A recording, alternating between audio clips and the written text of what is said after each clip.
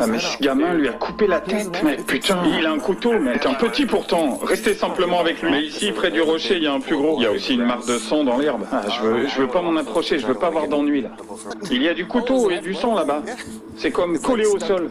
Et tu peux voir. Et si l'esprit torturé d'un tueur prenait enfin le dessus, transformant une simple dispute en l'un des crimes les plus abominables qu'une petite ville ait connu, à Apodaca Park, un homme a été tué de façon atroce, poignardé 80 fois, décapité, puis sa tête utilisée comme un ballon de football. Je lui ai coupé la tête, je l'ai traîné dans la rue et je lui ai donné des coups de pied et lui piétiné la tête avec sa tête. J'ai donné un coup de pied vers les voitures qui passaient.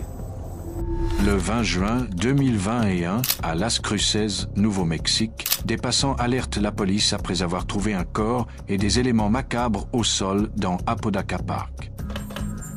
Bonjour, j'étais en train de conduire et je suis arrivé au parc Apodaca et j'ai vu qu'il y avait quelqu'un allongé sur le sol, mais sa tête était... Mais est-ce qu'il respirait? Non, comme je vous l'ai dit, sa tête était vraiment très loin de son corps. Que voulez-vous dire? Comme s'il avait été décapité. À l'arrivée des enquêteurs, la scène dépasse l'entendement. La victime, James Garcia, 51 ans, gît au sol, le corps séparé de la tête. Les officiers constatent un nombre extrême de blessures par arme blanche, au moins 80 coups de couteau, la décapitation de la victime, le doigt majeur sectionné retrouvé à part sur la scène. Et pourtant, le pire est encore à venir. La tête de Garcia avait été déplacée et utilisée d'une manière macabre après le meurtre.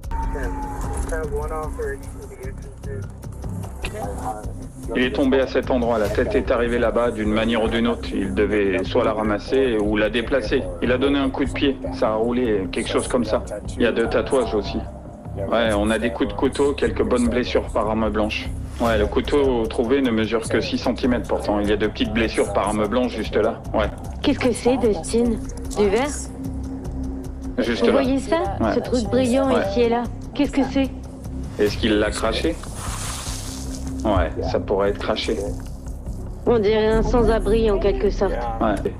Et tu crois qu'il l'a traîné Parce ou... qu'il y a des traces de traînée. Et si tu regardes la lumière là-haut, juste à côté de cet arbre, il y a une flaque de sang. Et soit il a porté la tête, soit la tête est tombée à partir de ce moment-là. Je sais pas. Ça a dû rouler juste là. Ouais. Rouler? Bah oui, parce qu'il a dû le jeter. Il y a du sang juste à côté. Ou il a donné un coup de pied, je sais pas. Pendant la fouille du parc, les policiers repèrent un homme caché dans un arbre, observant la scène. Lorsqu'ils s'approchent, ils découvrent Joel Arcenega Sainz, 28 ans, couvert de sang. Résident de Las Cruces et sans domicile fixe, il devient immédiatement le suspect principal. Mais Joel n'est pas un inconnu pour la justice. Il possède un lourd passé judiciaire.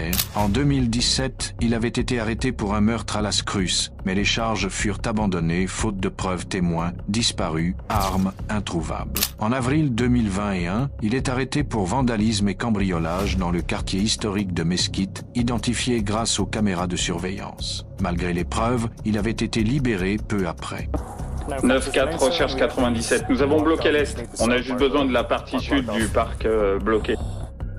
Il a l'air vieux. Ok. C'est... Va faire un 2-5 avec lui, ok? Il est juste assis là-bas. 9-4, faites juste 2-5 avec le piéton au milieu du parc. Monsieur! Levez les mains. Levez-vous. Venez ici. Levez les mains. Mettez-vous à genoux. Mettez-vous à genoux. Et les mains, je peux les voir. Contact. J'ai une couverture. J'ai une couverture. Tu as un contact? Décalage, décalage. Les mains derrière le dos. Calme-toi, calme-toi. Je viens de perdre mon... Mais fouille-le. Ouais. Est-ce que c'est ok si je prends tout dans tes poches? Mettez les gants, s'il vous plaît, mettez les gants. J'ai pas de gants. Tu en as? J'ai les gants. Voici. Sortons-le d'ici.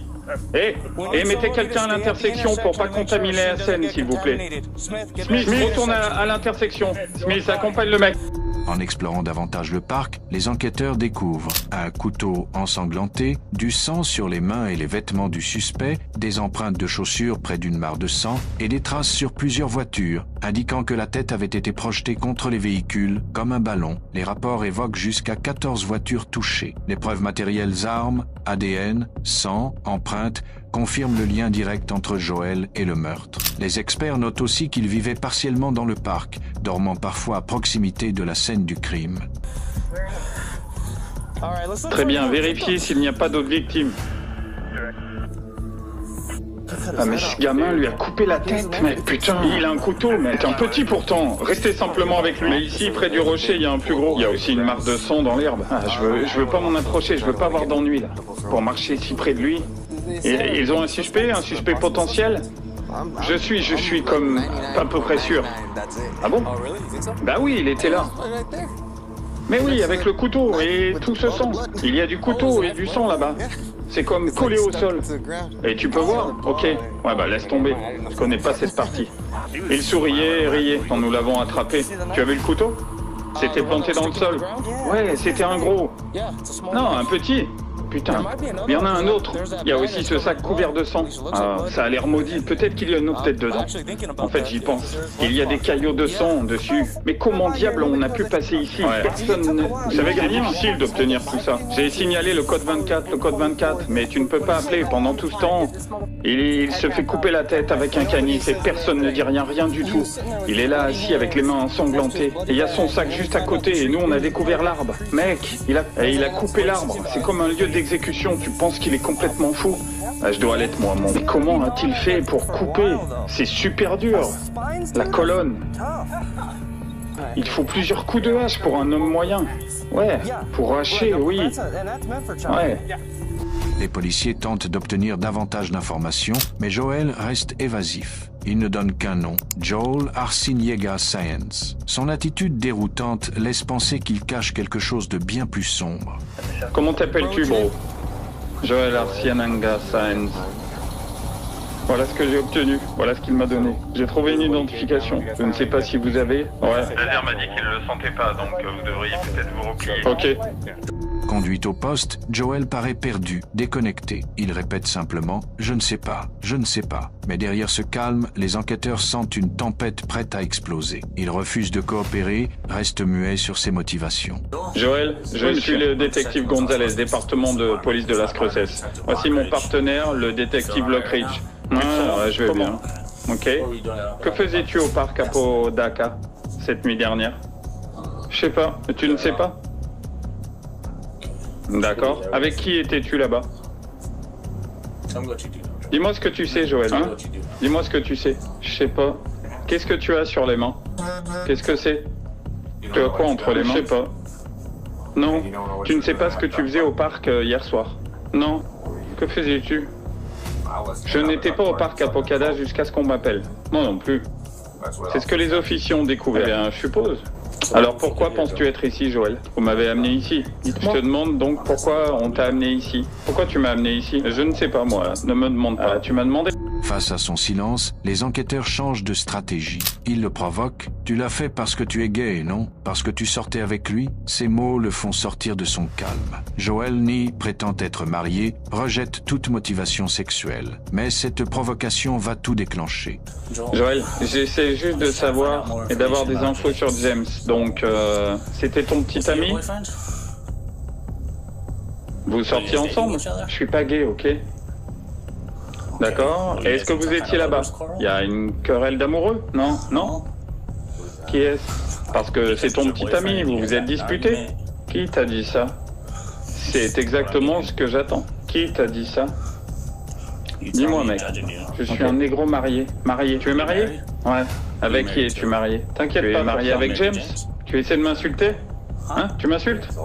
Pourquoi? Non, je t'insulte pas. Je dis pas que t'es gay. Nous recueillons simplement des informations. Nous n'avons pas dit gay, nous demandons si c'est cela. Tu viens de m'appeler gay comme ça, mec. Je t'ai dit, est-ce que tu es marié avec James? Non. Qui t'a dit que j'étais marié à James? Je sais pas qui c'est. Ok, j'essaye de savoir pourquoi James est mort dans un parc. Ok. Où tu étais avec son sang partout sur ses mains. Je vois pas de quoi tu parles. Je suis pas gay, mais je parie que tu l'es. Voici ce que je pense qu'il s'est passé. Toi et James êtes en couple. Elle t'a dit quelque chose et tu l'as tué. Où as-tu entendu ça?